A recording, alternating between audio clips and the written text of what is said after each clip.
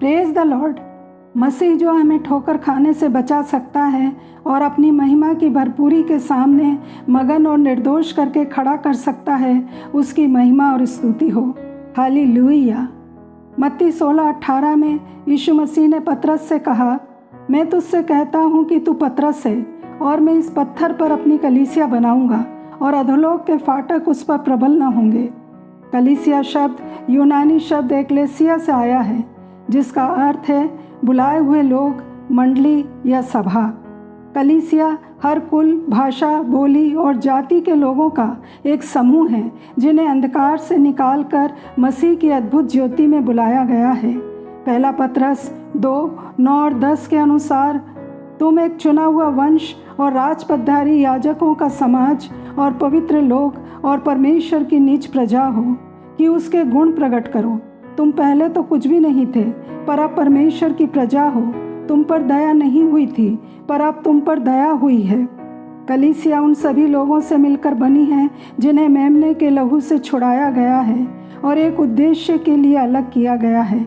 कलीसिया मसीह की देह है और कलीसिया का प्रत्येक सदस्य मेल मिलाप का सेवक है। मसीह की देह के रूप में यीशु मसीह का साथ, व्यक्तिगत संबंध और समुदाय दोनों रूपों में महत्वपूर्ण है। ये संबंध विश्वास, प्रेम, सेवा और आराधना के माध्यम से प्रकट होता है। जिन्होंने यीशु मसीह को अपना उद्धारकर्ता ग्रहण किया और पवित्र आत्मा पाया, वो सब मसीह की कलीसिया का हिस्सा है, जिसमें सारे डिनोमिनेशन सम्मिलित हैं। उनके लिए यीशु कहते हैं, ये उसकी देह है और उसी की परिपूर्णता है, जो सब में सब कुछ पूर्ण करता है।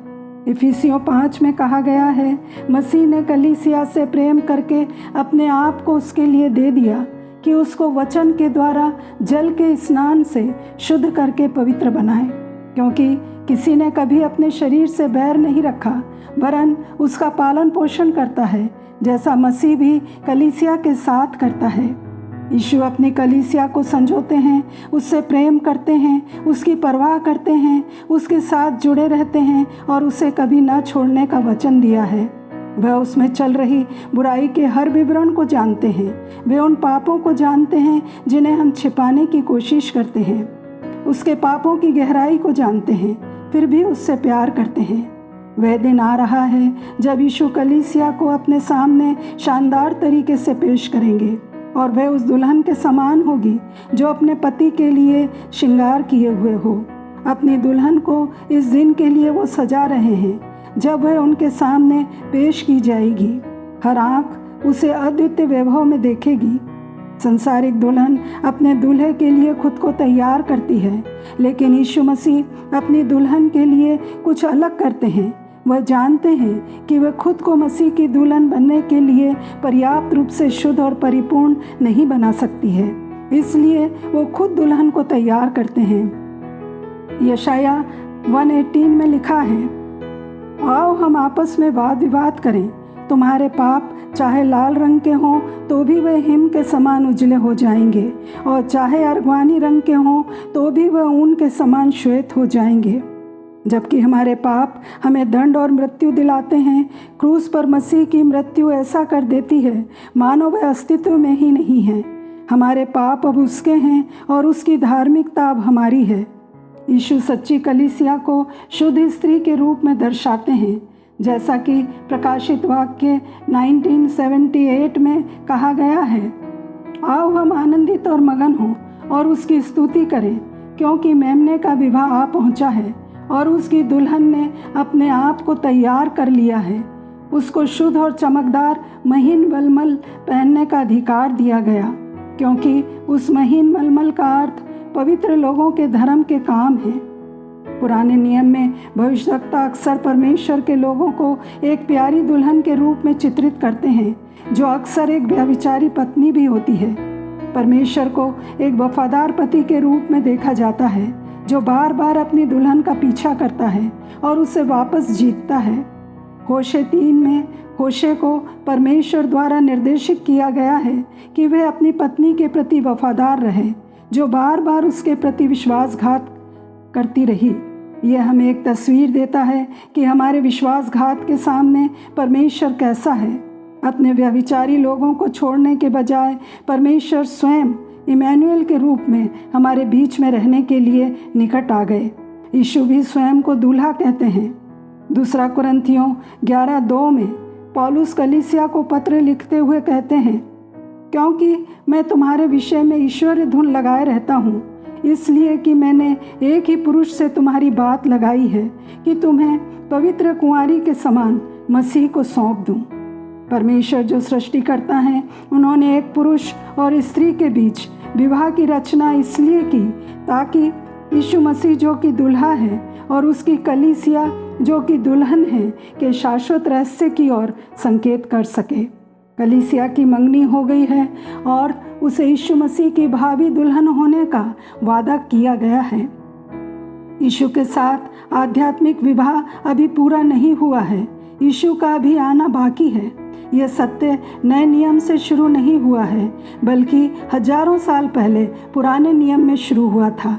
यह शुरू से ही परमेश्वर की योजना रही है और इसीलिए बाइबल में लिखा गया है, इस कारण पुरुष अपने माता पिता को छोड़कर अपनी पत्नी से जुड़ जाता है और वे एक तन हो जाते हैं। यशाया 62:3-5 में कहा गया है, तू यहोवा के हाथ में एक शोभायमान मुकुट और अपने परमेश्वर की हथेली में राजमुकुट ठहरेगी।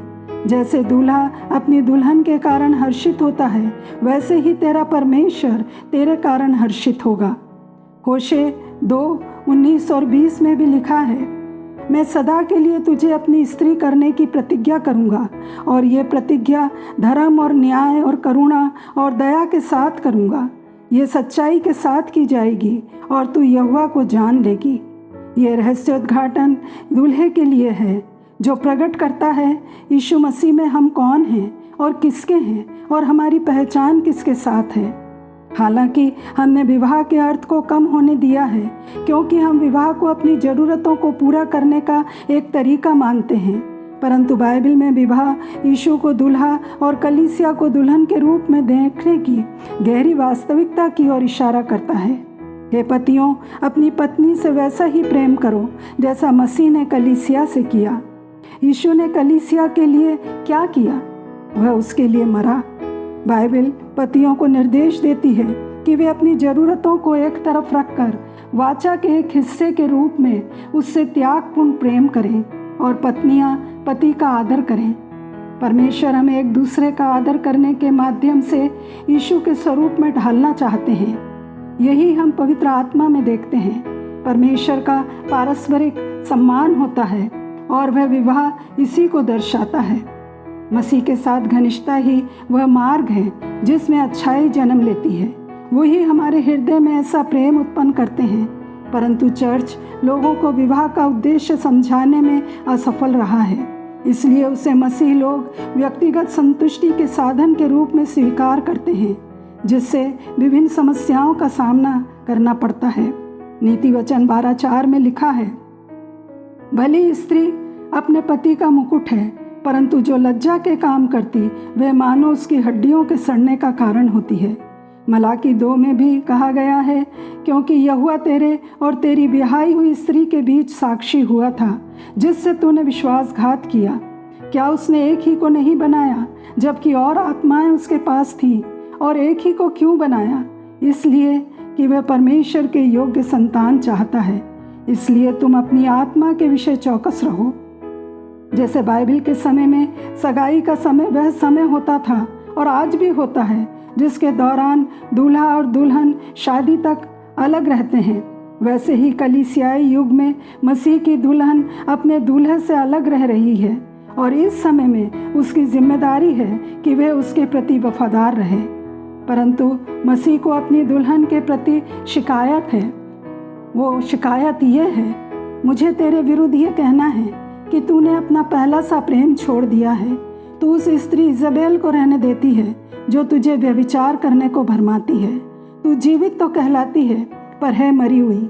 ना तू ठंडी है ना गर्म, तू गुनगुनी है।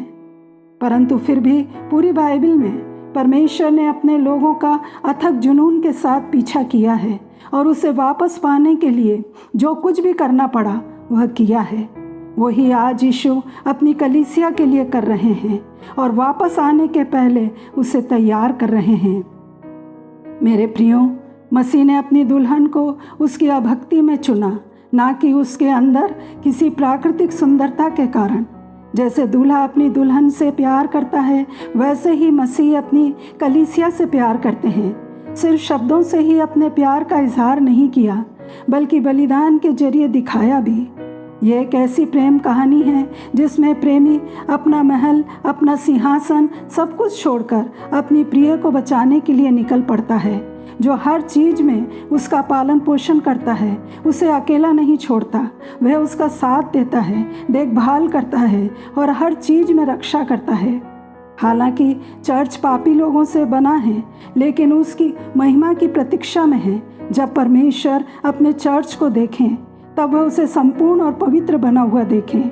जब दुल्हन ठोकर खाती है, तो परमेश्वर उसे निरंतर शुद्ध करने से प्रसन्न होते हैं। प्रियो, हम सभी युगों के विश्वासियों के साथ जुड़ सकते हैं और अपने दूल्हे के दूसरे आगमन की लालसा करते हुए कह सकते हैं, प्रभु यीशु आओ। परंतु दूल्हे के लिए खुद को तैयार करने का पहला कदम है उसे पूरे दिल से खोजना और उसके अधीन रहना।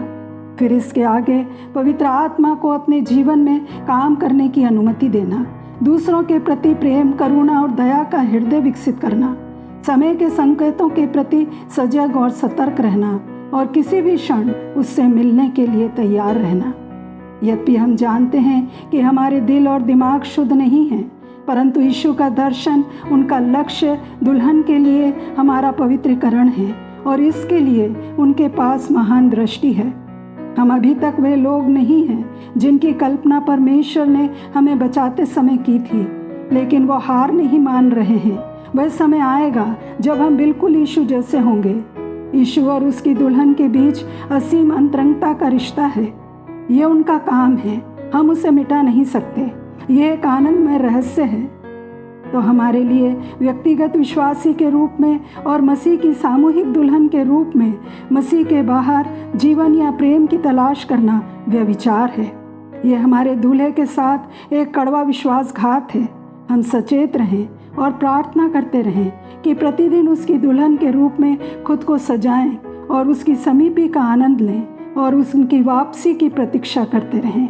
यीशु मसीह के नाम में आमीन।